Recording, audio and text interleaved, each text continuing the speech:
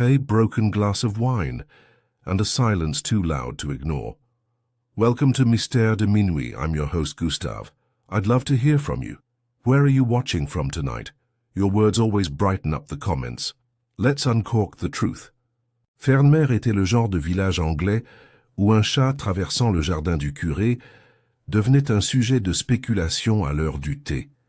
Des haies somnolentes encadraient ses cottages soignés, et le drame annuel le plus notable était généralement le jugement du meilleur rosier lors de la fête des fleurs de la Saint-Jean. C'était en bref un endroit où la vie avançait au rythme des potins, rapide, circulaire et invariablement brodé. Cette année cependant, le Festival des Fleurs avait un rival improbable, la réouverture tant attendue de la cave à vin de Fernemer Hall. Fermé pendant plus de 2 décennies en raison de la solitude excentrique de son ancien propriétaire, le manoir était récemment entré en possession de M. Basil Montagu, un vigneron à la retraite d'une certaine renommée et au passé étrangement voyageur. Avec une touche théâtrale digne de ses boucles poivre et sel et de son bronzage méditerranéen, M. Montagu avait promis aux villageois une dégustation qu'aucun palais n'oubliera. Miss Jane Marple, vêtue de dentelle gris tourterelle, et assise discrètement à l'ombre d'un hêtre cuivré, sirotait son cordial de fleurs de sureau lors de la réunion du jardin à l'extérieur du manoir. Ses yeux bleus perçants pétillaient alors qu'elle écoutait le bourdonnement de la conversation, classant tranquillement les remarques comme des indices sur une cheminée. L'après-midi était sans nuages. La terrasse de Fernemer Hall brillait, de flûtes en verre taillé et de plateaux de vol au vent en argent. Le village s'était manifesté en pleine force. Révérend Pym, toujours rouge et en sueur, semblait mal à l'aise dans son col de cérémonie, debout à côté de sa sœur. Aux yeux perçants, Madame Edith Pym, dont la passion pour la correction morale avait rendu la moitié du village nerveux en sa compagnie. Clarissa Dean, une aquarelliste locale amoureuse du Porto et du scandale, avait déjà déclaré Basil Montagu positivement continental, chéri. C'est avec un clin d'œil à sa nièce, Elsa, qui fit semblant de ne pas rougir. Et M. Willoughby Tran, avocat et célibataire de toujours, planait nerveusement près de la table des vins, se tamponnant le front avec un mouchoir monogrammé. Cyrille, Blake, propriétaire du Fernemer Grocers, se tenait seul, ne buvant rien et surveillant tout. Madame Lavonne, une médium présumée qui avait emménagé dans la chapelle reconvertie, flottait dans une mousseline violette, disant à qui voulait, l'entendre qu'elle avait prévu un réveil des morts. Et puis, bien sûr, il y avait Basil Montagu lui-même, charmant, mondain et complètement à l'aise dans le rôle d'hôte. Un tire-bouchon doré à la main, il déboucha le premier de ses précieux millésimes. Un château Miraval de 1927, déclare-t-il, mis en bouteille l'année d'une tempête des plus remarquables. Un vin qui a survécu aux tempêtes, au temps et à la trahison. À cela, une ondulation passa parmi les invités rassemblés, pas vraiment un rire. Clarissa eut un petit rire, guttural. « Basil, chéri, tu donnes l'impression que le vin a un casier judiciaire. » Basil sourit, mais seulement légèrement. « Ah, mais le vin se souvient, dit-il. Chaque mensonge, chaque secret. Cela les vieillit magnifiquement. » Miss Marple lui jeta un coup d'œil à ce moment-là. Elle avait déjà vu cette expression sur le visage d'un homme qui avait tenté un jour d'empoisonner sa belle-sœur avec de l'arsenic, déguisé en pêche en conserve. Souriant, charmant et absolument impénitent. La dégustation a commencé sérieusement.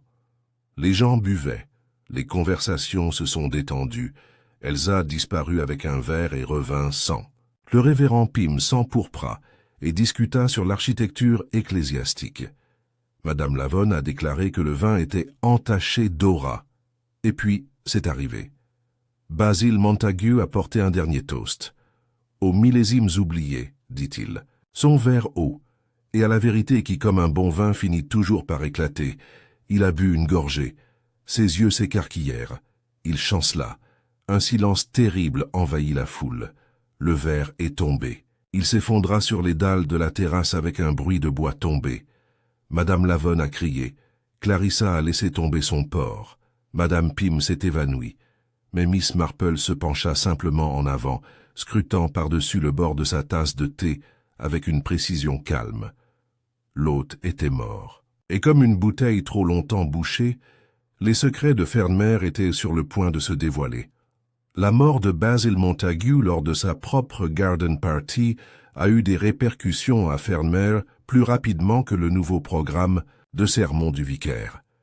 Au crépuscule, le village n'était plus en effervescence avec les éloges du millésime, mais crépitait de suspicions et de spéculations murmurées. Cela a commencé, comme cela arrive souvent, avec Madame Edith Pym. « Il est devenu violet, Jane », a-t-elle déclaré le lendemain matin dans le magasin du village, sa voix perçant le silence poussiéreux de l'établissement de Cyril Blake. Il était positivement couleur prune avant de heurter les dalles. Ce n'est pas naturel. Aucun cœur ne lâche comme ça après une seule gorgée de vin, à moins qu'il ne soit maudit. Miss Marple, debout près des lentilles séchées, son panier à la main, eut un doux sourire. Je pense que le pauvre monsieur Montagu avait une constitution assez solide, Edith. Il était plutôt connu pour cela, n'est-ce pas? Madame Pym renifla. Cet homme était connu pour ses secrets. Quel genre de vigneron se retire dans un village endormi comme le nôtre et passe ses journées à cataloguer des bouteilles poussiéreuses et à gribouiller dans des registres? Certaines personnes aiment l'ordre, dit Miss Marple avec légèreté. Cela peut être une sorte de réconfort. Et il a parlé de manière très poétique de la vérité et de la trahison juste avant l'incident. Au comptoir, Cyril Blake, grand, pâle et toujours sans sourire, s'éclaircit la gorge. Il a été empoisonné. Madame Pym se tourna vers lui. Tu ne savoir que. Il a été empoisonné, répéta Cyril, les yeux fixés sur Miss Marple comme pour chercher une confirmation ou pour nier qu'elle le sache. Le médecin l'a dit. C'est pourquoi l'inspecteur Cray vient de Hawford. Madame Pym haleta comme s'il avait récité une obscénité. Mais nous avons déjà le sergent Blunt. Cyril haussa les épaules. Le sergent Blunt a un faible pour le porc de M. Montagu. Peut-être que cela obscurcit son jugement. Miss Marple apprit cela avec sa douce gravité habituelle. « Eh bien, dit-elle en choisissant une boîte de crème anglaise en poudre, de toute façon, cela semble être une affaire épouvantable. Dans l'après-midi, la nouvelle s'était répandue dans chaque clôture de jardin et parterre de fleurs de Fernmer. L'inspecteur Gérald Cray est arrivé dans un costume marron trop moderne pour les gouttes du village et une moustache hérissée comme celle d'un terrier bien dressé. Il apportait avec lui le silence, l'autorité et un carnet insolite qu'il remplissait avec les coups rapides d'un porte-mine. Il commença son enquête à Fernmere Hall, où le décès avait eu lieu. Miss Marple, bien entendu, n'a pas insisté pour être impliquée. Ce n'était pas sa façon de faire. Elle était simplement en train d'apporter son constitutionnel près des portes du manoir lorsque l'inspecteur en sortit à grands pas.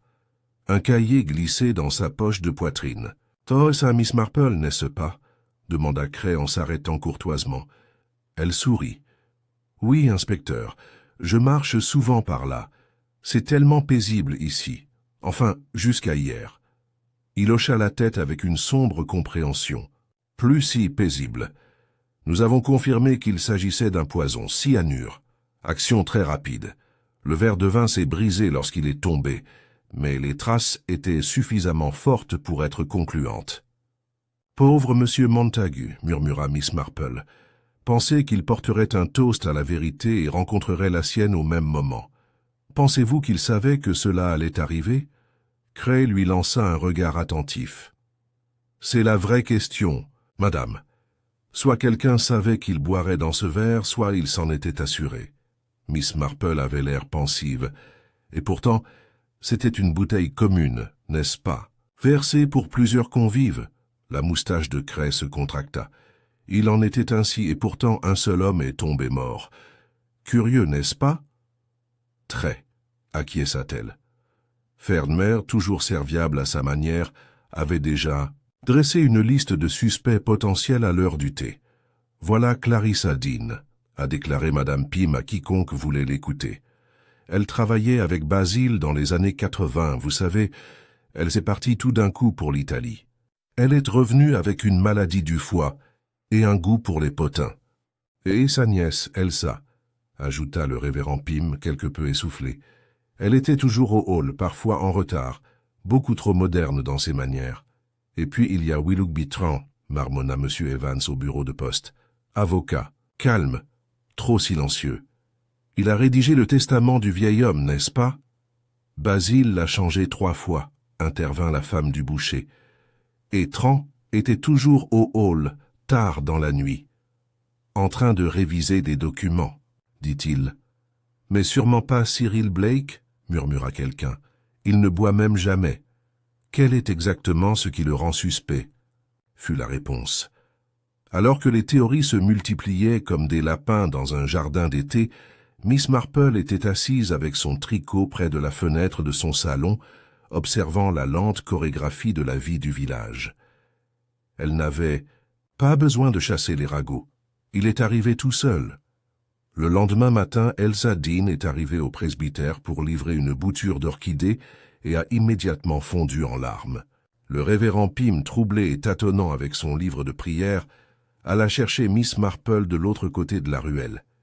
Il allait vendre la salle, sanglotait Elsa. Il a dit que c'était trop de vieux fantômes. Mais ensuite, qu'il a trouvé quelque chose dans la cave la semaine dernière. Une lettre, je pense, ou une bouteille. Il a cessé d'être gentil après ça. Gentil? Demanda gentiment Miss Marple. Elsa se tamponna les yeux. Oui, Basile pouvait être généreux, à sa manière, un peu grandiose. Mais ensuite il a commencé à verrouiller les portes. Il m'a critiqué. Il a dit que les gens n'étaient pas ce qu'ils semblaient être. Je pensais qu'il était juste dramatique. Miss Marple tendit la main et tapota la main de la jeune fille. Parfois, ma chérie, ce sont les dramatiques qui disent le plus de vérité, mais personne ne les croit. Pendant ce temps, l'inspecteur Cray poursuivait sa tournée. Il a interviewé Clarissa qui a tout nié d'un geste théâtral avec son foulard. Basile et moi avions fini il y a des décennies. J'étais amoureux avec un comte vénitien, inspecteur. Basile était un chéri sec comparé à lui. Willoughby Trent s'est montré plus méfiant. Oui, j'étais avec M. Montagu la veille au soir. Non, je ne l'ai pas vu boire quoi que ce soit à ce moment-là. Nous finalisions certains amendements. Il a dit qu'il pourrait apporter un autre changement, mais il n'a pas dit quoi. « Et où étais-tu pendant le toast » demanda Cray. « Juste à côté. Je n'avais pas bu de vin. Je m'apprêtais à porter un toast moi-même quand il s'est effondré. Pourquoi n'as-tu pas bu le vin? 30, tout ça. Raison médicale. L'inspecteur Cray haussa un sourcil. Des pratiques. Pendant ce temps, Miss Marple rendait une visite discrète au magasin de Cyril Blake, sélectionnant une boîte de harengs fumés qu'elle n'avait pas l'intention de manger. « Est-ce que M. Montagu vous a déjà demandé quelque chose d'inhabituel » demanda-t-elle doucement. Cyril la regarda. « Il a demandé de la discrétion. C'est rare de nos jours. Et tu l'as accordé » Cyril hésita. « J'ai vu des choses. Des bouteilles qui ne provenaient d'aucun vignoble français ou italien. Sans étiquette. Vieilles. Il m'a dit de ne jamais en parler. Et avez-vous vu quelqu'un en prendre un » elle a demandé. « J'ai vu quelqu'un en rendre un, » dit-il. Puis il ferma fermement la bouche. De retour à son cottage, Miss Marple sirota son thé et réfléchit à tout ce qu'elle avait entendu. Elle regarda son jardin où les premiers dahlias de l'été avaient commencé à fleurir. Poison. Dans un verre à vin. Secret dans une cave.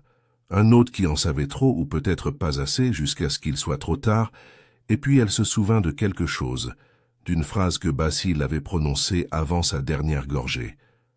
Un vin qui a survécu aux tempêtes, au temps et aux trahisons. Pas une vantardise, un avertissement. Le passé était enfin débouché. L'inspecteur Gérald Cray n'était pas homme à sous-estimer un village tranquille, surtout un village aussi hermétiquement fermé et trop entretenu que Fernmere. Le genre d'endroit, pensa-t-il, où les secrets étaient paillés comme du compost, enterrés et transformés en roses. La mort de Basil Montagu avait fissuré quelque chose sous la surface distinguée, et il avait l'intention de l'ouvrir de force. Mais il n'était pas le seul à enquêter. Miss Marple ne s'était jamais considérée comme une détective. Simplement une observatrice des gens, disait-elle avec un sourire modeste. Pourtant, au cours de sa vie passée dans les salons et les cercles de thé, elle en était venue à reconnaître les signes subtils de la culpabilité et de la tromperie. Le tremblement d'une main, la pause soigneusement choisie dans la conversation, l'oubli commode dont les gens faisaient preuve lorsqu'une vérité devenait gênante. Par un mardi matin frais, elle a rendu visite à Madame Lavonne. Le médium autoproclamé vivait dans la chapelle reconvertie près du coude de la rivière. Une affaire légèrement en ruine, ornée de bougies et d'un nombre étonnant de perles de verre. L'ancien hôtel servait désormais de table de tarot, drapée de velours violet et sentant légèrement l'encens. Madame Lavonne, née Doris Gibbons et autrefois membre de la Cheltenham Amateur Dramatic Society, a accueilli Miss Marple avec un sourire complice. « Vous êtes venue pour la mort ?» Miss Marple sourit poliment. « Non, chérie, je parle de tes bégonias. Tu as mentionné à la fête de l'église qu'ils avaient cessé de fleurir. » Lavonne cligna des yeux. « Oh, oui. Eh bien, le sol est étrange ces derniers temps. Des odeurs étranges le matin. Peut-être que les esprits sont agités. Ou peut-être que quelque chose a été renversé. » murmura Miss Marple. Le jardinier de M. Montagu m'a dit un jour que le vin fort, versé à plusieurs reprises sur le sol, pouvait aigrir les racines. Et vous êtes plutôt près du hall, n'est-ce pas? Assez près pour l'entendre crier mardi soir dernier, a déclaré Lavonne, incapable de résister à l'appât. Et ce n'étaient pas les esprits. Il se disputait avec quelqu'un. Une femme, je pense, à voix haute. Il a dit quelque chose à propos de ce qui avait été promis. Miss Marple inclina la tête. « Merci, chérie. Je vais voir pour les bégonias. Essayez une petite coquille d'œuf écrasée, ça fait des merveilles. » Pendant ce temps, l'inspecteur Cray avait porté son attention sur le vin lui-même. La bouteille que Basil Montagu avait débouchée lors du toast fatal avait disparu, brisée par sa chute. Mais son jumeau est resté dans la cave du hall, un château Miraval poussiéreux de 1927. « Il n'y a pas d'étiquette, » murmura Cray, au sergent Blunt, qui planait maladroitement à côté de l'échelle de la cave. Le seau est vieux, mais le bouchon semble altéré. Le sergent Blunt fronça les sourcils. « Vous pensez que le vin a été remplacé? »« Peut-être. Ou modifié. » Cray passa son doigt le long du goulot de la deuxième bouteille, puis la renifla. Rien d'évident. Mais celui qui a fait ça y avait accès. Cette cave n'est pas facilement accessible. Seul Basil avait la clé. Ce qui veut dire que soit quelqu'un l'a volé, soit il l'a laissé entrer. Cray a interrogé le personnel de maison. Le cuisinier était sourd comme une brique et insistait sur le fait que Basil buvait trop de Porto. La femme de ménage, une veuve à la voix douce nommée Madame Furling, a déclaré qu'elle n'avait rien vu d'inhabituel, mais a admis que Basil fermait son bureau à clé plus souvent. « Il écrivait encore, monsieur, » dit-elle. « Il restait seul et brûlait beaucoup de papier. Il marmonnait toujours des ombres dans la bouteille, et des choses qu'il valait mieux laisser boucher. » Le carnet de l'inspecteur Cray se remplit rapidement. De retour au village, Miss Marple fit un arrêt à la bibliothèque, où l'on retrouvait souvent Clarissa Dean en train de feuilleter des romans d'amour qu'elle faisait semblant de ne pas apprécier. « Oh, Jane, » soupira Clarissa en la voyant, « vous devez me trouver horrible. Tout ce flirt et ces rires à la fête. Je ne savais pas qu'il serait, vous savez, assassiné. » « Aucun de nous ne l'a fait, » a déclaré Miss Marple. « Même si c'était une fin plutôt théâtrale, n'est-ce pas ?» Clarissa parut surprise. « Oui, » comme s'il l'avait répété. « Vous avez dit un jour qu'il avait un talent pour le drame. »« Oh, il l'a fait. Il citait toujours de la poésie, toujours avec des métaphores. Mais il avait un côté cruel. M'a quitté sans ménagement, vous savez. Il a dit que je buvais trop et que je peignais trop peu. » Miss Marple sourit. « Et maintenant ?» Il voulait parler. Il a dit qu'il avait fait une découverte.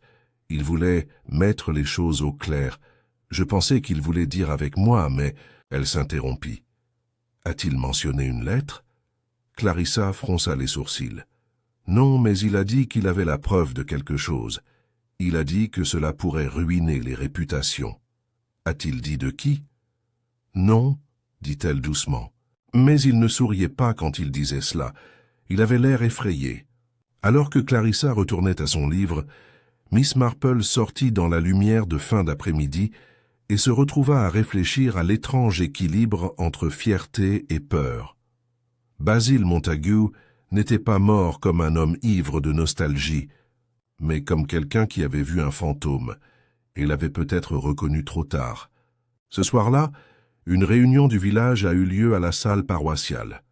Apparemment, il s'agissait de savoir si la fête des fleurs devait continuer, compte tenu de la récente tragédie, mais personne n'a discuté des roses.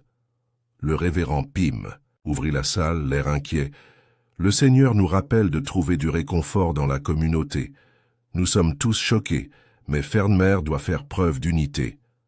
Clarissa se leva. Comment peut-on parler d'unité quand parmi nous, quelqu'un est un meurtrier? Des halètements suivirent. Elsa pâlit. Willoughby Tran leva la main. Ce n'est pas un tribunal. Non, répondit Clarissa, mais c'est un village.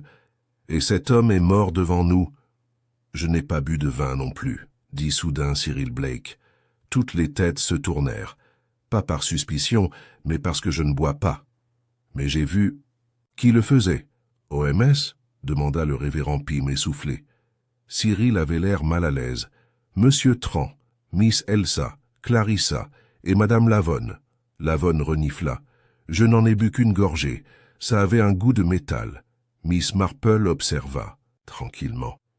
Personne n'a mentionné qu'Elsa avait brièvement disparu avant le toast.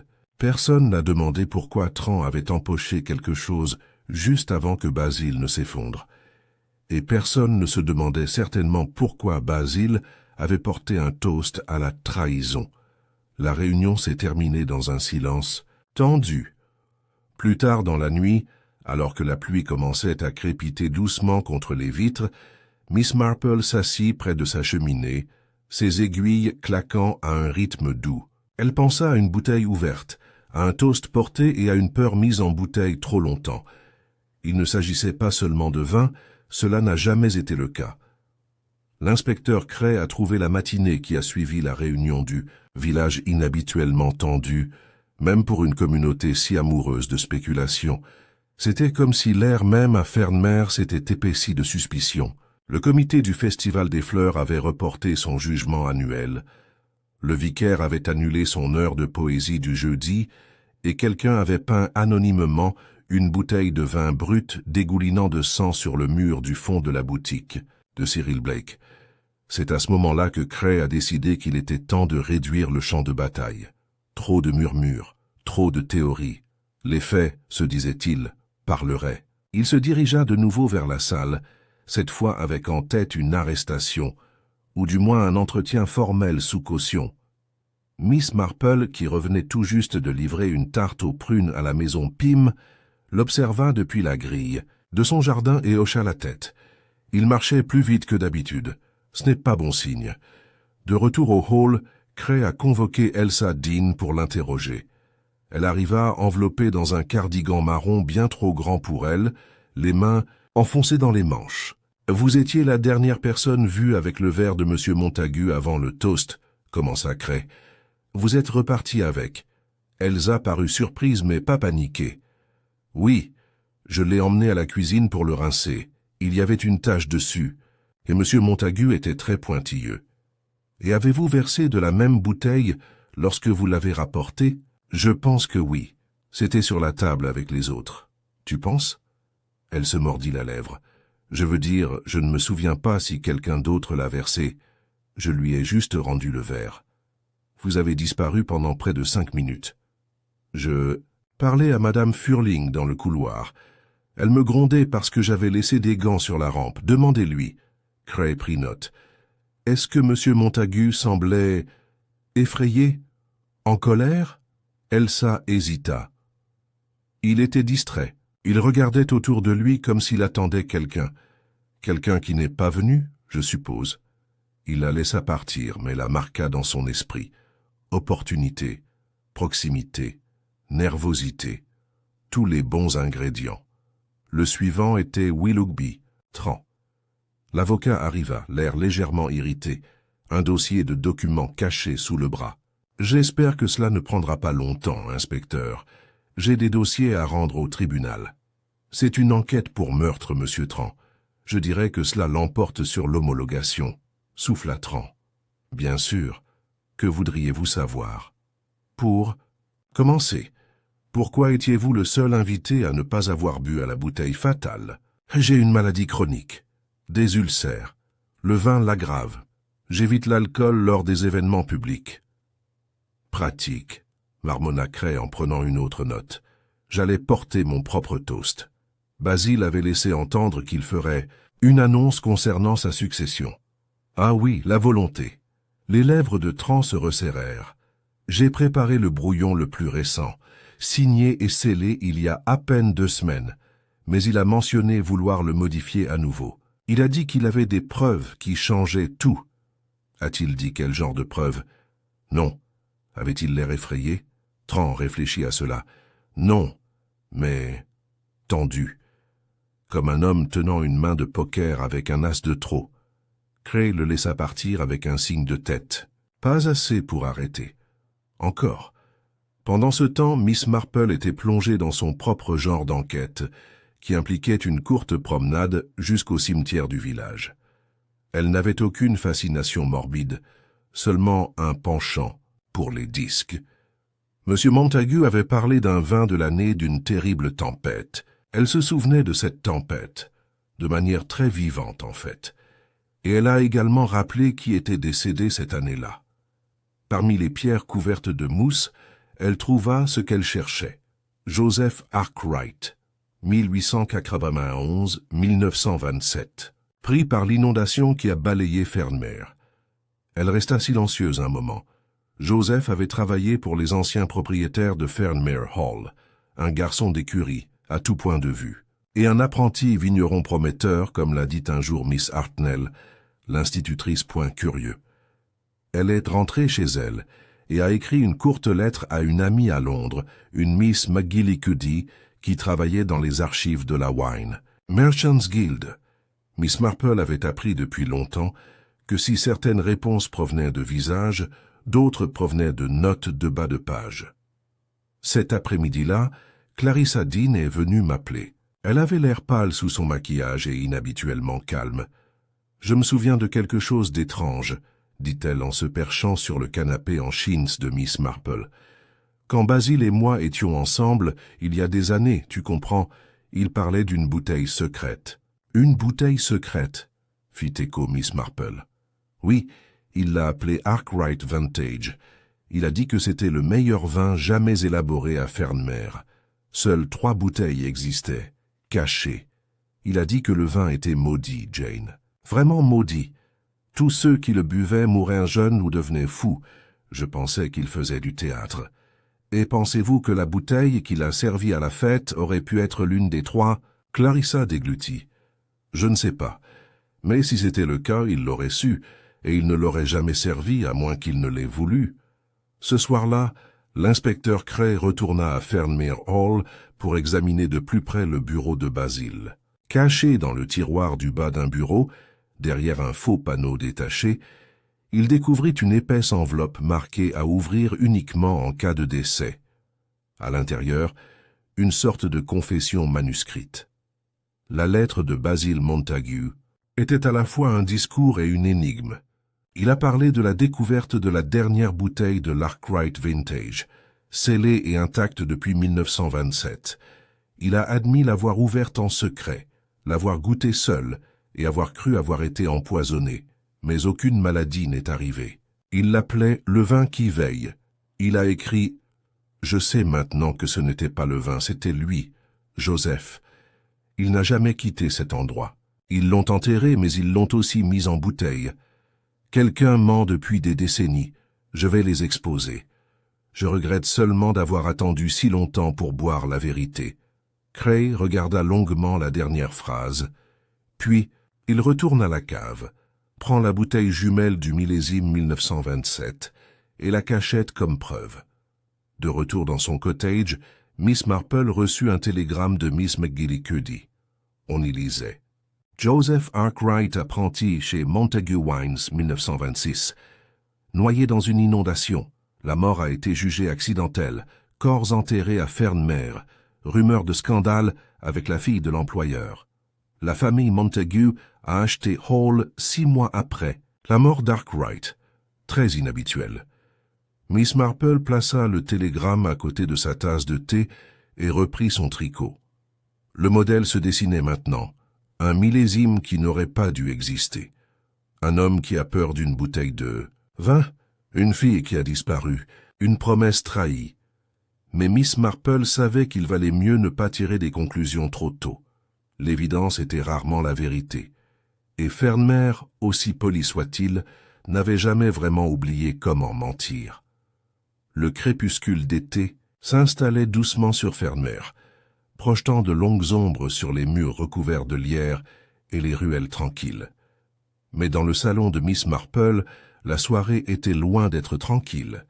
Elle avait étalé une petite collection de notes, de coupures de presse et son télégramme récemment reçu sur la table basse à côté d'elle. Pour un œil non averti, cela ne semblait pas plus intéressant qu'un jeu de mots croisés, mais pour Miss Marple c'était un puzzle, et les pièces d'angle venaient juste de s'enclencher. Joseph Arkwright, un jeune apprenti vigneron, s'était noyé lors de la grande tempête de 1927, sa mort étant classée comme un malheureux accident. Mais cette mort avait déclenché une curieuse série d'événements. La famille Montague acheta Fernmere Hall peu de temps après, malgré l'absence de lien public avec les propriétaires précédents. Et Basil, des décennies plus tard, avait parlé de trahison, de vérité cachée, et plus inhabituellement, d'un vin capable de regarder. La vérité, songea Miss Marple, était que Basil Montague ne se contentait pas de collectionner les vins, il collectionnait les fantômes. Le lendemain matin apporta un petit moment fortuit que Miss Marple ne voulait pas négliger. Alors qu'elle visitait le jardin du presbytère pour livrer un paquet d'herbes coupées, elle a remarqué une pierre détachée dans le mur du fond, partiellement recouverte de lierre. Alors qu'elle s'arrêtait pour l'inspecter, le jeune Timothy Pym, le neveu du vicaire, arriva en bondissant au coin de la rue à la poursuite d'une balle. « Faites attention au mur, ma chère, » dit doucement Miss Marple. « Ce virage n'est pas aussi stable qu'il y paraît. » Timothy hocha la tête, puis dit quelque chose de curieux. C'est là que se tenait M. Montague. Il regardait toujours à travers, abaissé. Travers? À travers la brèche. Il a dit qu'on pouvait voir la salle de là, comme un tableau. Miss Marple se redressa. A-t-il déjà mentionné pourquoi il est venu? Timothée haussa les épaules. Il a dit qu'il regardait son passé. Il a dit que cela l'aidait à se souvenir de la vérité. Mais ensuite, tante Edith lui a reproché de flâner comme un cambrioleur. Miss Marple sourit faiblement, mais son esprit s'emballait. Une vue de la salle encadrée de lierre, autrefois regardée par Basil Montague, comme s'il essayait de voir quelque chose qui n'était plus tout à fait visible. Pas un cambrioleur, non, mais peut-être quelqu'un qui essayait d'assister à un moment disparu depuis longtemps. Elle est rentrée chez elle et a écrit une autre lettre, cette fois au bureau du coroner du comté, pour s'enquérir de la mort de Joseph Arkwright et savoir si une autopsie avait déjà été pratiquée. Elle avait peu d'espoir d'obtenir une réponse, mais cela planterait une autre graine. Pendant ce temps, l'inspecteur Cray restait concentré sur le mobile. Le poison, du cyanure confirmé par des tests chimiques, avait probablement été administré uniquement dans le verre de Basil, bien que le vin ait été partagé. Une petite quantité introduite dans un verre rincé aurait pu persister assez longtemps pour rester mortelle. Et ce verre, comme plusieurs témoins l'avaient rappelé, avait été brièvement entre les mains d'Elsa Dean. Il la convoqua à nouveau. « Vous avez affirmé avoir lavé le verre avant de le rendre. Où êtes-vous allé exactement ?» Elsa s'agitait. « À la cuisine. Puis j'ai croisé Madame Furling dans le couloir. Est-ce que quelqu'un d'autre a manipulé le verre? Je ne sais pas. Je l'ai laissé sur le buffet pendant que j'ajustais mes cheveux. Je n'ai vu personne. Donc quelqu'un aurait pu ajouter quelque chose, je suppose, murmura-t-elle. Mademoiselle Dehaene, dit Cray, son ton se refroidissant, vous n'avez aucun héritage de M. Montagu. Mais vous êtes la seule famille de Clarissa Dean. Elle est la principale bénéficiaire en vertu de son testament. Cela vous donne à tous les deux des raisons de vouloir qu'il soit retiré. Les yeux d'Elsa s'écarquillèrent. Non, Clarissa, elle ne lui ferait pas de mal. Mais tu l'as fait? Demanda-t-il doucement. Les larmes lui montèrent aux yeux. Mais aucun. À Venevin. Cray soupira frustré. Soit la fille était coupable, soit elle cachait quelque chose par peur. De toute façon, elle ne se briserait pas facilement. De retour dans le hall, Madame Furling avait commencé à nettoyer le bureau de feu M. Montagu. Parmi les papiers et les grands livres, elle trouva un feuillet plié caché derrière un tiroir, du papier impeccable de couleur crème, écrit à la main avec l'écriture soignée de Basil. Elle a hésité puis l'a apporté à Miss Marple plutôt qu'à la police. Miss Marple le lut lentement. Le 3 juin. Je l'ai trouvée aujourd'hui, la bouteille manquante, cachée derrière la 4e brique du mur de la cave, comme le dit le journal. Le seau est brisé. Quelqu'un en a bu. Mais quand? Et pourquoi la cacher à nouveau? Je dois retrouver la main qui a fait ça. La 4e brique. Un détail si mineur mais soudain central. Miss Marple se rendit à Fernmere Hall cet après-midi même, sous le prétexte poli de récupérer un livre que Basil lui avait promis un jour, une biographie de Louis Pasteur, plutôt mal annotée. Elle trouva le sergent Blunt dans le couloir et le persuada de la laisser examiner à nouveau la cave. C'est juste que Basil a mentionné une fois une curieuse référence à la fermentation, dit-elle doucement. Il avait des idées tellement poétiques. La cave, humide et moisie, sentait encore légèrement le bois et le moisi. Elle se déplaça lentement, ses yeux parcourant les murs, jusqu'à atteindre l'extrémité, là où étaient entreposées les bouteilles les plus anciennes. Ses doigts tracèrent la maçonnerie près du sol. Une brique, à 4 rangées du sol et 4 à partir du coin, présentait la plus légère décoloration sur son bord. Elle a insisté. Cela a changé. Derrière, un espace vide, juste, assez grand pour une seule bouteille. La poussière recouvrait le creux, mais il n'y avait ni bouchon ni résidu. Miss Marple se redressa, son esprit bondissant déjà en avant. Basil n'avait pas mis la bouteille là-bas. Il avait récupéré il. Quelqu'un d'autre l'avait cachée. L'implication était effrayante. Quelqu'un avait accédé à la cave, altéré la bouteille, et l'avait restituée sans être détecté. Mais pourquoi? Et puis est arrivée la 2e pièce du puzzle. Ce soir-là, Clarissa Dean frappa à la porte de Miss Marple, inhabituellement sobre. « Je me souviens d'autre chose, dit-elle. Quelque chose que j'avais oublié à propos de Joseph Arkwright. » Miss Marple la fit entrer. Clarissa était assise, les mains jointes. « Il y a des années, avant que Basil ne parte pour la France, il m'a dit qu'il se sentait hanté. Pas par la culpabilité, mais par celle de quelqu'un d'autre. Il a trouvé une lettre dans un vieux livre de la bibliothèque Hall, de la fille de l'ancien propriétaire du domaine. Elle a dit que Joseph ne s'était pas noyé. Il avait été poussé. Poussé? Oui, par son frère. Ils se disputaient. Pour un héritage et une fille. La lettre ne la nommait pas, mais Basil soupçonnait que c'était quelqu'un du village.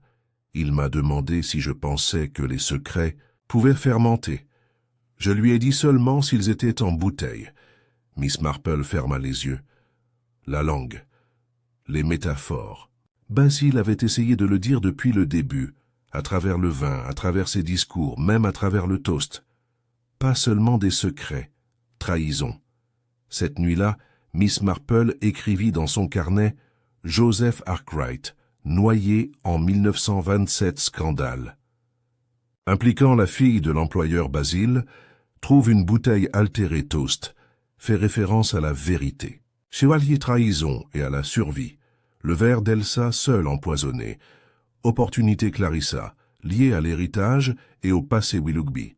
Tran, accès légal, motif financier, Cyril, connaissait des bouteilles secrètes, mais a caché des faits indices cachés. La brique de la Cavelle a souligné le dernier à 2 reprises. Ce n'était pas un meurtre ordinaire, c'était une revanche vintage, décantée goutte à goutte pendant des décennies. Et quelqu'un à Fernmer avait encore du rouge sur les mains.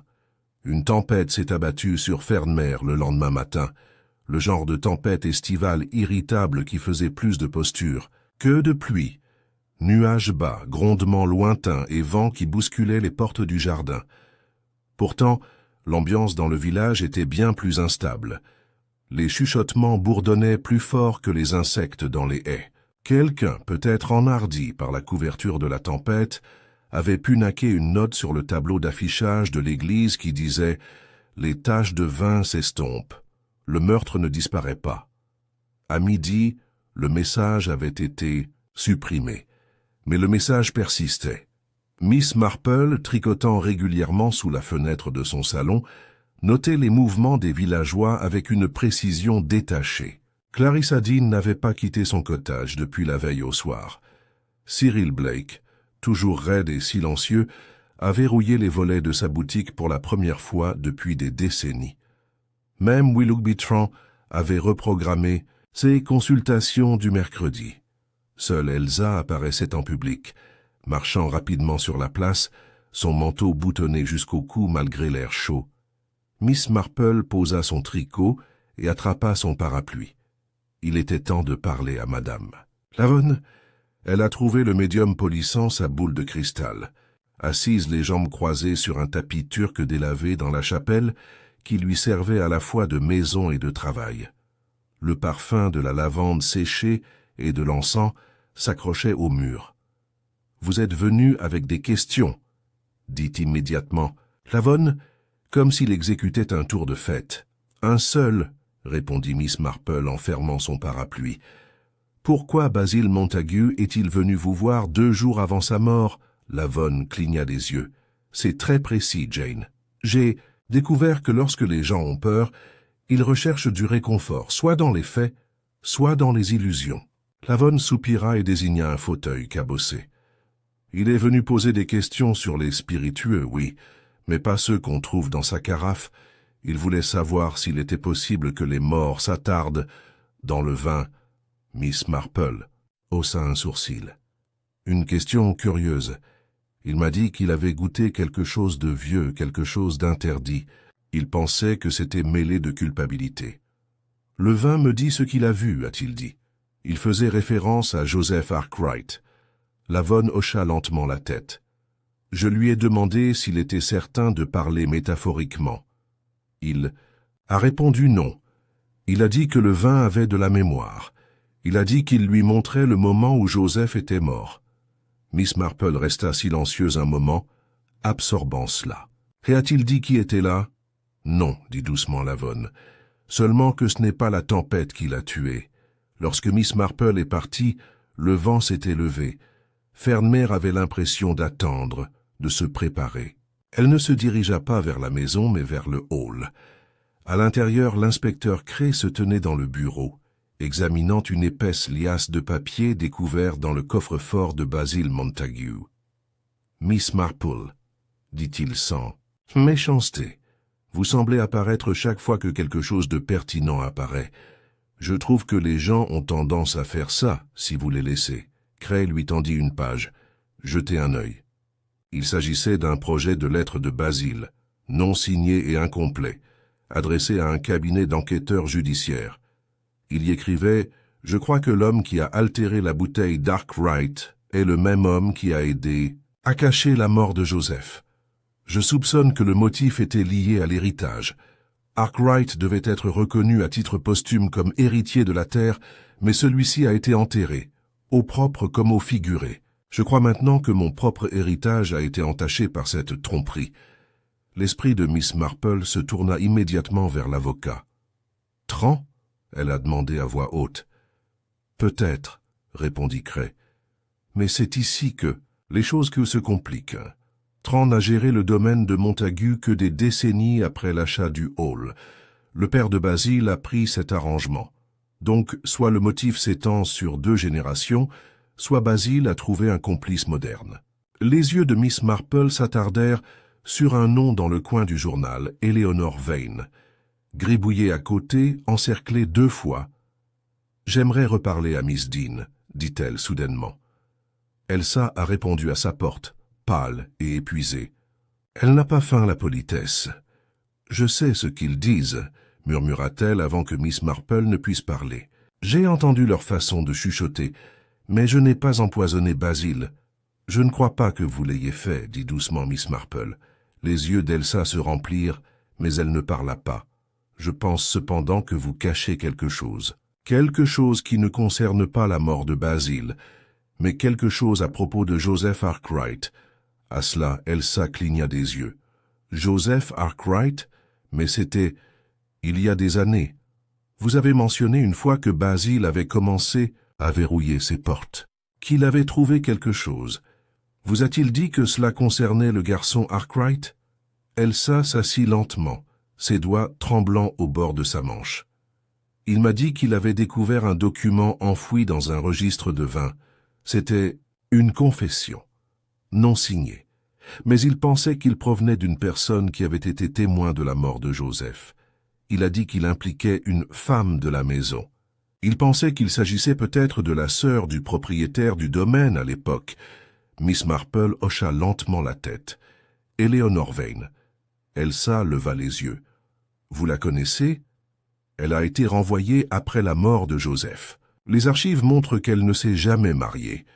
Mais elle a écrit au père de Basil, le suppliant de ne pas vendre la bouteille marquée 1927. Elle pensait que la vérité y était scellée. Elsa resta longtemps silencieuse. Basil m'a demandé de retrouver la bouteille. Il m'a dit qu'elle était cachée dans la cave. Mais quand je l'ai finalement trouvée, il a eu peur. Il a dit que je n'aurais pas dû la sortir. Il l'a enfermée. Et puis il a commencé à parler de fantômes. » Miss Marple se pencha en avant. « As-tu dit à quelqu'un d'autre que tu l'avais trouvée ?» Elsa hésita. « Clarissa. » Elle était furieuse. Elle a dit que Basil n'avait pas le droit d'aller fouiller le passé. Elle m'a supplié de détruire la bouteille. « Et vous l'avez fait ?»« Non, je l'ai ramenée à la cave. » Plus tard dans la soirée, Miss Marple a visité le cottage de Clarissa. Clarissa buvait seule près de la cheminée, les yeux gonflés et cerclés de rouge. « Vous souvenez-vous d'Eleanor Vane ?» demanda Miss Marple sans préambule. Clarissa se raidit. « Bien sûr.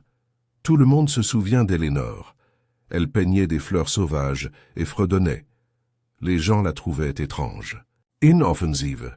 Elle était enceinte lorsque Joseph Arkwright est mort. Clarissa détourna le regard. Est-ce ainsi? Et elle croyait que quelqu'un l'avait poussée. Clarissa se leva brusquement. « Qu'est-ce que c'est, Jane ?» Un interrogatoire. Miss Marple se leva également, mais sa voix resta douce. « Clarissa, je crois que Basil était ton demi-frère. » Le silence entre eux s'approfondit. « Ma mère, dit finalement Clarissa, a eu une liaison avec le père de Basil avant d'épouser le mien. Elle n'en a jamais parlé jusqu'à la toute fin. Basil ne l'a jamais su. Mais il a toujours senti que nous étions liés. C'est pourquoi il ne s'est jamais marié. Il pensait qu'il y avait quelque chose qui n'allait pas en lui. Une malédiction dans la lignée. Et le vin, Clarissa déglutit. Je n'y ai jamais touché. Je ne pouvais pas. J'ai dit à Elsa de brûler la bouteille, non pas à cause de ce qu'elle pourrait révéler, mais parce que je savais que cela détruirait tout. Miss Marple la regarda longuement. Les secrets ne fermentent pas, Clarissa. Ils distillent, et ils recherchent toujours la lumière. Clarissa s'effondra, sanglotant doucement dans son châle.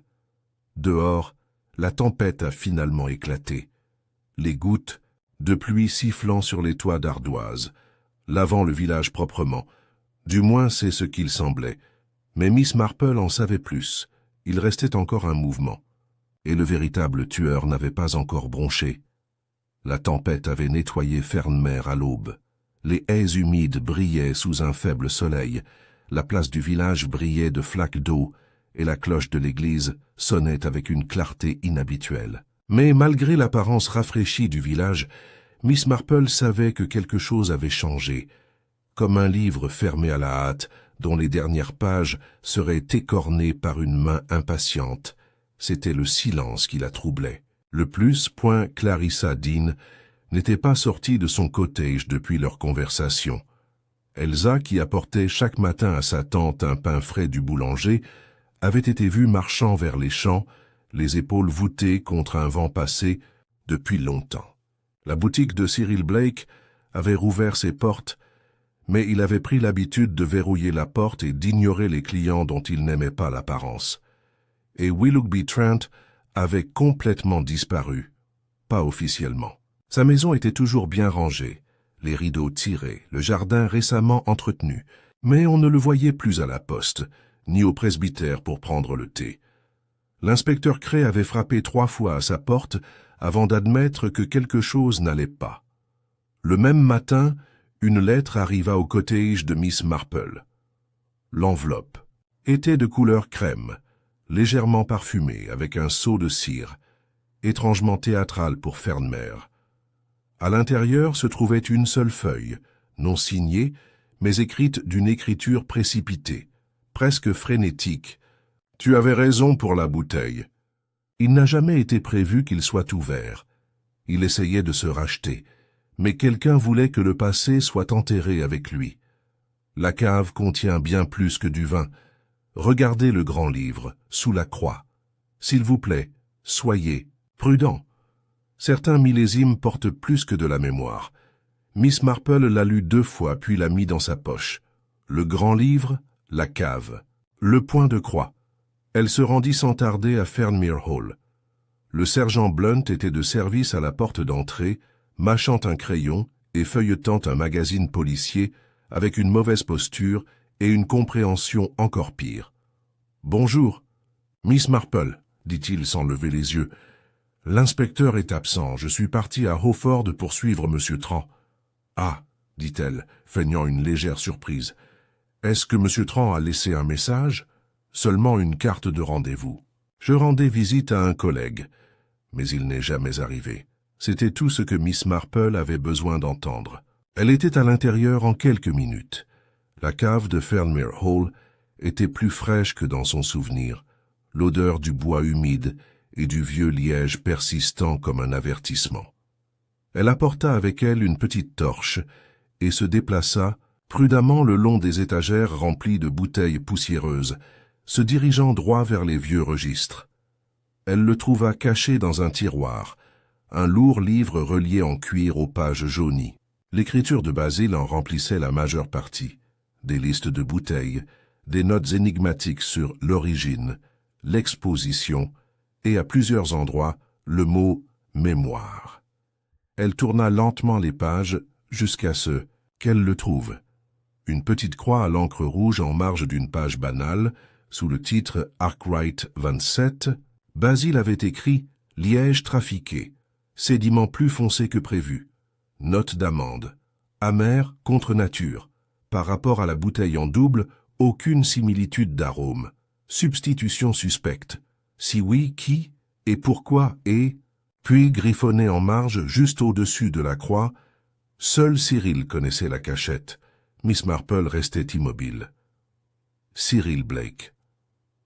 De tous les villageois, Cyril était resté le plus proche du hall et le plus prudent dans son silence. Light n'a jamais bu.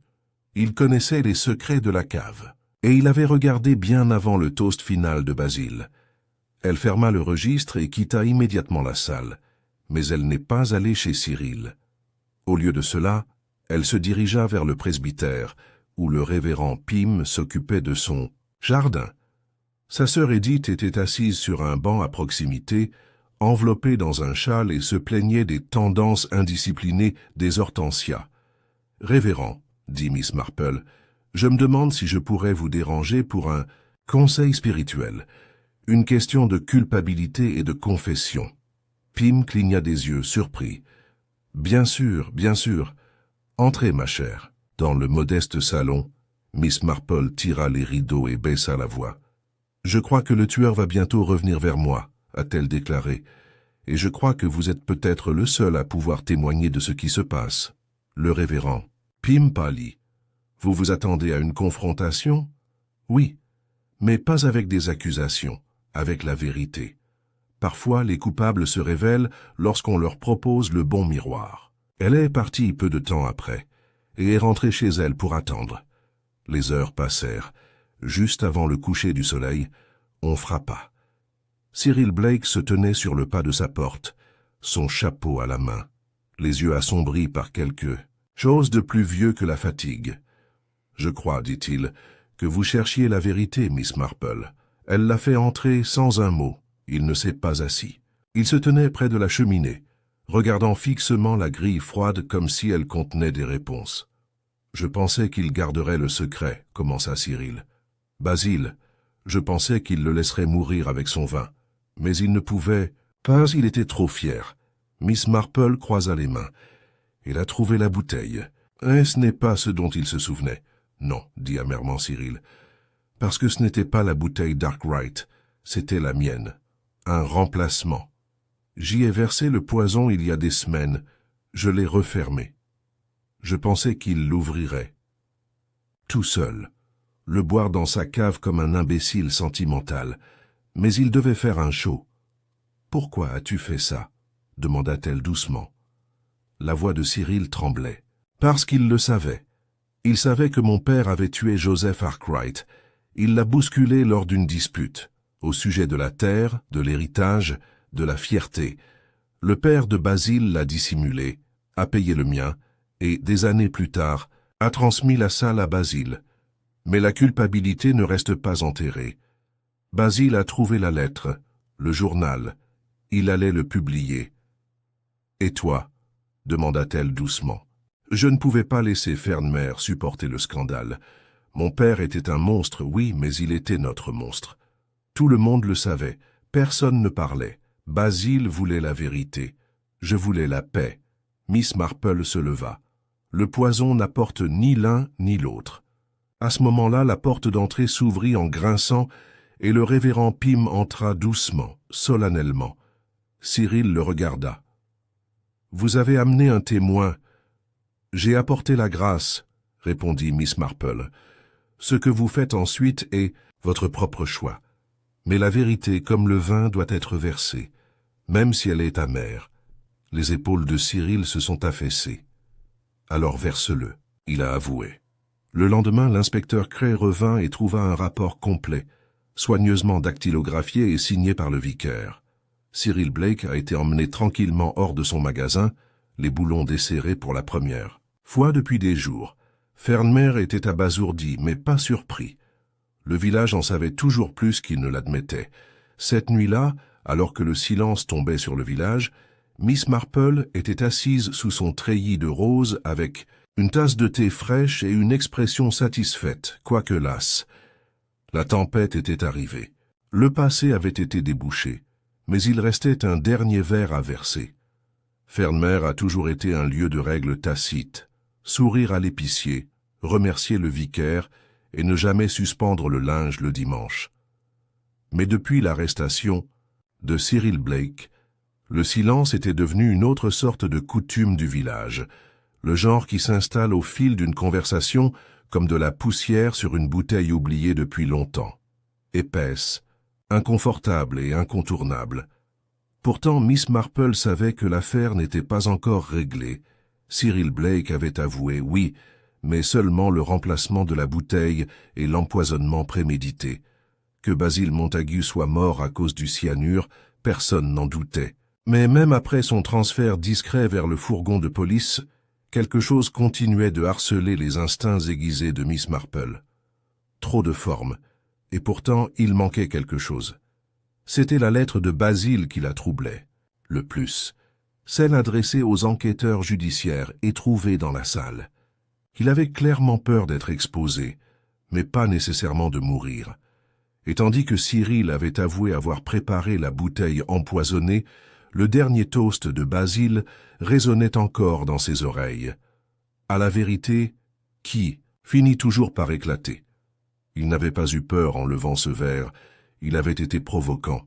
Elle répétait ses paroles encore et encore, cherchant ce qu'il voulait vraiment dire. Et plus important encore, à qui il les avait destinés. En milieu de matinée, elle s'est retrouvée dans le bureau de poste de Fernmer, avec sa propre enveloppe, adressée à un avocat fictif à Londres, soigneusement marqué « confidentiel » en caractères gras. Elle le tendit au greffier et dit « J'espère que cela remuera la poussière d'une manière ou d'une autre », puis elle a attendu. Cet après-midi-là, Clarissa Dean est apparue à la porte de Miss Marple.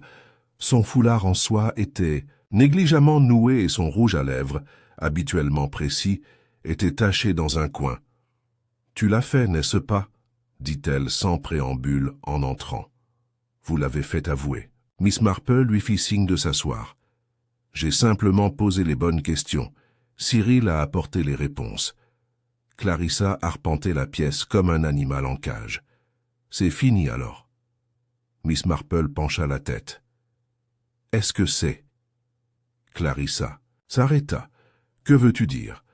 Cyril a admis avoir empoisonné la bouteille, oui, mais c'est vous, ma chère, qui avez dit à Elsa de la détruire, celui qui a fait pression sur Basil pour qu'il ne révèle pas le scandale Arkwright. Et pourtant, Basil s'est quand même levé et a porté ce toast. Il a toujours bu dans le verre, a toujours insisté pour que la vérité soit entendue. Pourquoi ? » Clarissa croisa les bras.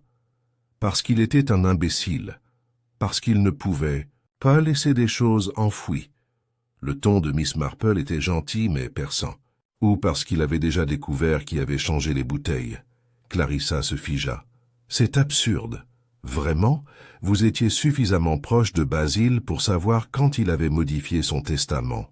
Vous connaissiez la cave, le grand livre, ses projets de rendre public. Mais surtout, vous connaissiez Basil. Il ne boirait jamais dans une bouteille qu'il croyait contaminée. Le poison ne devait donc pas provenir de cette bouteille, mais d'un tout autre endroit. » Les lèvres de Clarissa s'entr'ouvrirent. « Tu penses... » « Je pense que Cyril a dit la vérité, aussi loin que cela soit allé. Il a empoisonné une bouteille. » « Oui. Mais pas la bouteille dans laquelle Basil a bu. » Clarissa s'assit brusquement, comme si le poids de cette idée lui avait effondré les jambes. « Alors qui ?» murmura-t-elle. Miss Marple versa une nouvelle tasse de thé, calme et précise. « C'est ce que je cherche à découvrir. Mais pour ce faire, j'ai besoin de votre aide. Je crois qu'il y a quelqu'un qui surveille de près depuis le début. Quelqu'un qui a réussi à éviter complètement les soupçons. » Clarissa cligna des yeux. « OMS ?» Elsa. Les épaules de Clarissa se redressèrent. « Non, absolument pas. » « Alors, aide-moi à le prouver. » Ce soir-là, sous un ciel crépusculaire, Miss Marple a orchestré un rassemblement tranquille à Fernmere Hall, le premier depuis la nuit du meurtre. L'invitation n'a été adressée qu'à quelques privilégiés. Clarissa, Elsa, le révérend Pym, l'inspecteur Cray et le sergent Blunt. Ils se rassemblèrent dans le salon du hall, dont les longues fenêtres captaient les dernières lueurs dorées du soleil. Miss Marple se tenait debout, modeste comme toujours, vêtue d'une robe grise douce et d'une broche fleurie. « Je vous remercie tous d'être venus, » commença-t-elle doucement. « Je me rends compte que ce n'est pas conventionnel, mais le crime l'était aussi. Cyril Blake a avoué avoir empoisonné une bouteille de vin Arkwright de 1927. Mais je crois que Basil Montague a bu dans une bouteille entièrement différente. » L'inspecteur Cray haussa un sourcil. « Et comment proposez-vous de le prouver ?» En laissant la vérité se révéler. Comme Basil l'a dit un jour, c'est toujours le cas, finalement. Elle se tourna vers Elsa. « Ma chérie, je comprends que tu te sentes sous un nuage ces derniers jours. J'aimerais te donner la chance de parler librement. Raconte-nous ce qui s'est réellement passé au moment où vous avez rendu le verre de vin de Basil ce soir-là. » Elsa regarda autour d'elle, surprise. « Je vous l'ai dit. Je l'ai rincé. J'ai essuyé le rebord. Puis je l'ai laissé sur le buffet pendant un moment.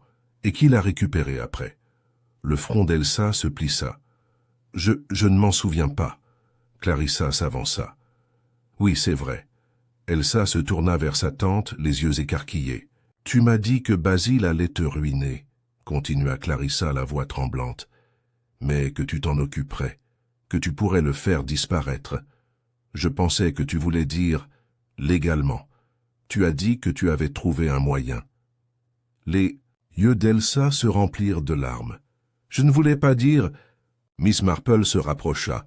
« Vous avez changé le verre. » Le visage d'Elsa se plissa. Il allait tout détruire. Il a dit qu'il donnerait des noms. Le nom de Clarissa, le mien. Il a dit que peu importe qui cela blesserait. Alors vous avez utilisé le verre, dit doucement Miss Marple, celui destiné au vin Arkwright. Mais tu avais ton propre plan. Elsa fouilla dans la poche de son manteau et en sortit quelque chose de petit et carré. Un paquet plié d'extrait d'amande en poudre. Pas de cyanure, dit-elle en pleurant. Juste quelque chose pour le rendre malade. Assez pour l'effrayer et le faire taire. Je ne pensais pas qu'il... Miss Marple prit le paquet avec douceur. L'huile d'amande, à forte dose, un peu comme du cyanure. Pour la langue. Assez pour confondre. Assez peut-être pour masquer le véritable poison. Elle se tourna vers l'inspecteur Cray. Je crois que nous avons 2 coupables. Cyril a empoisonné une bouteille. Elsa a trafiqué le verre. Aucun des 2 n'était au courant du plan de l'autre. Cray, abasourdi mais calme, s'avança. « Mademoiselle Dean, j'ai bien peur que vous deviez venir avec moi. » Clarissa avait l'air brisé. Elsa s'accrocha brièvement à elle avant d'être emmenée. Miss Marple resta avec le révérend Pym pendant que les autres partaient. La pièce étant redevenue silencieuse. « Elle ne voulait pas le tuer, » a déclaré Pym. « Non, » acquiesça Miss Marple, « mais les intentions n'effacent pas les conséquences. Basil Montagu a commis de nombreuses erreurs, mais en fin de compte, il a essayé de faire le bon choix. Il a porté un toast à la vérité et la vérité, en retour, l'a bu à sec. » L'horloge sonna 8 heures. Le passé, enfin, avait été versé jusqu'à la lie.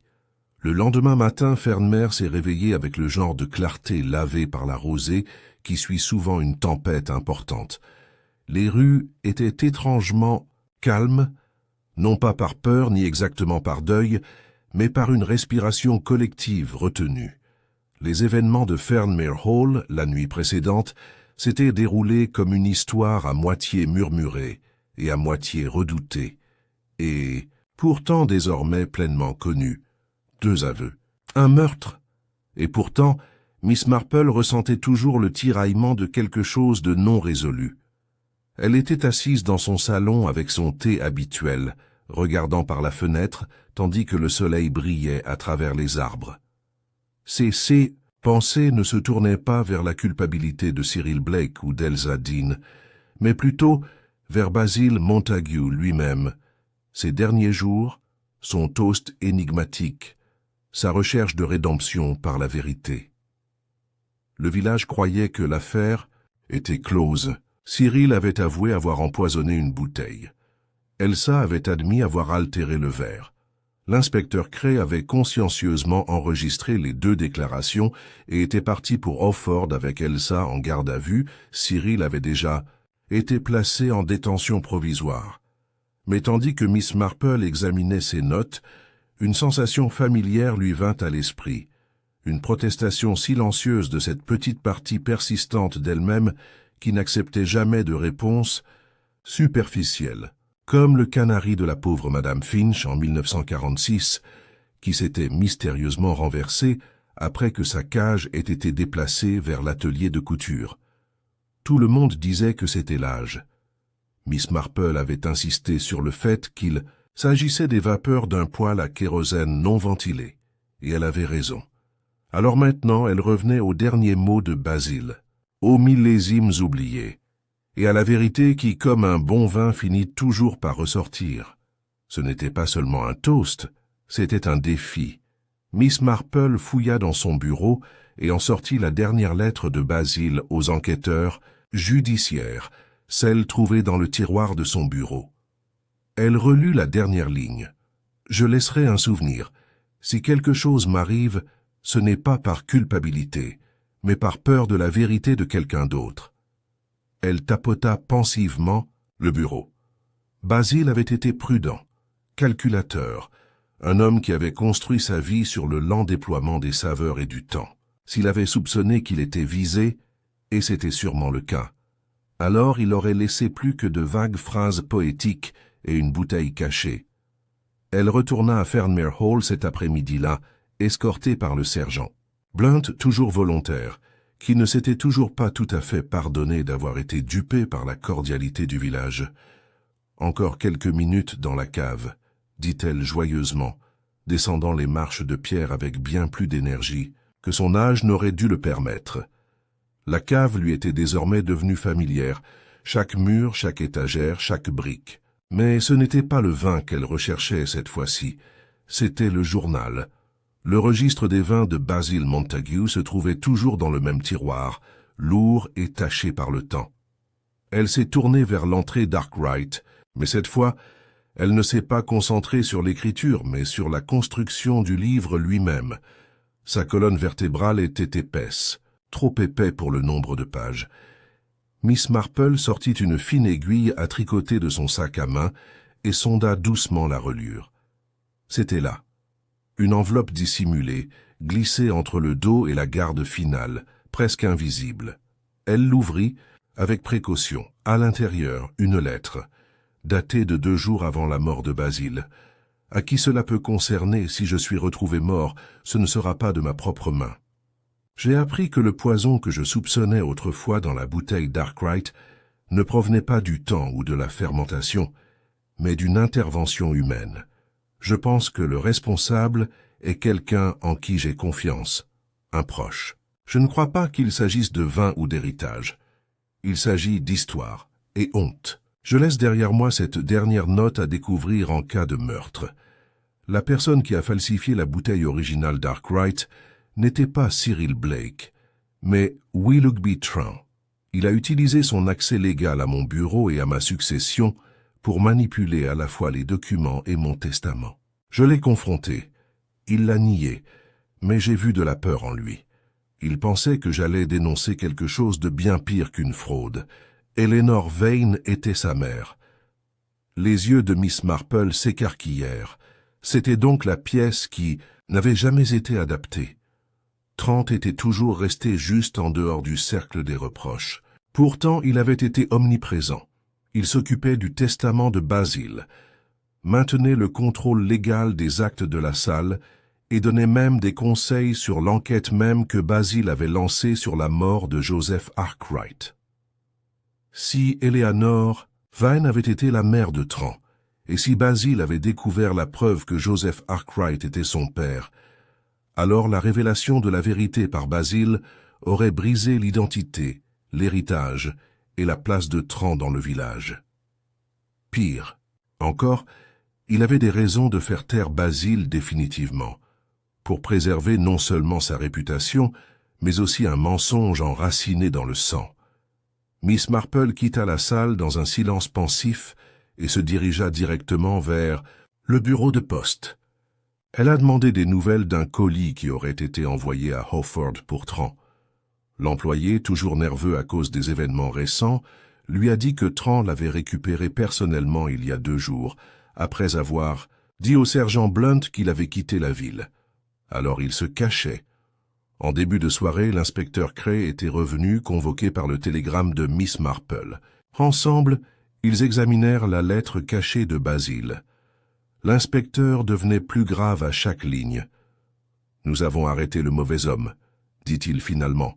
« Seulement en partie », le corrigea doucement Miss Marple. « Cyril a empoisonné une bouteille, et Elsa a altéré un verre, mais aucun d'eux n'a empoisonné Basil. » Cray hocha lentement la tête. « Vous pensez que Trent a agi de manière indépendante ?»« Oui, et il l'a fait après avoir appris que Basil avait réécrit son testament. Trent n'avait plus rien à gagner. Pire encore, Basil avait l'intention de révéler une affaire enfouie depuis longtemps, une affaire qui ferait de Trent le fils de Joseph Arkwright et d'Eleanor Vane, l'enfant d'une union scandaleuse à laquelle sa carrière juridique ne pourrait jamais survivre. Et les moyens, Il avait accès aux médicaments de Basile, des pilules pour le cœur, facilement remplaçables par du cyanure broyé sous couvert d'aspirine en poudre. Si Basile avait pris sa pilule habituelle avant le toast, comme c'était son habitude, cela expliquerait l'apparition rapide des symptômes, quel que soit le flacon ou le verre. L'inspecteur Cray regardait par la fenêtre. Alors tout le village a cherché le crime dans la cave, alors que le véritable poison était dans le bureau. Précisément, dit Miss Marple. Le lendemain, Willoughby Tran a été retrouvé caché dans un lodge privé à l'extérieur de Hawford, réservé sous un faux nom. Dans sa valise, des capsules vides, une bouteille de cyanure étiquetée « Usage industriel » et une copie déchirée du testament de Basil Pointran n'a pas résisté à son arrestation. La confession est venue tranquillement.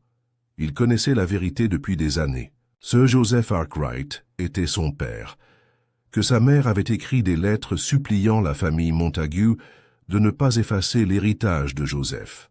Mais lorsque Basil a hérité du Hall et a commencé à fouiller dans le passé, Tran a paniqué.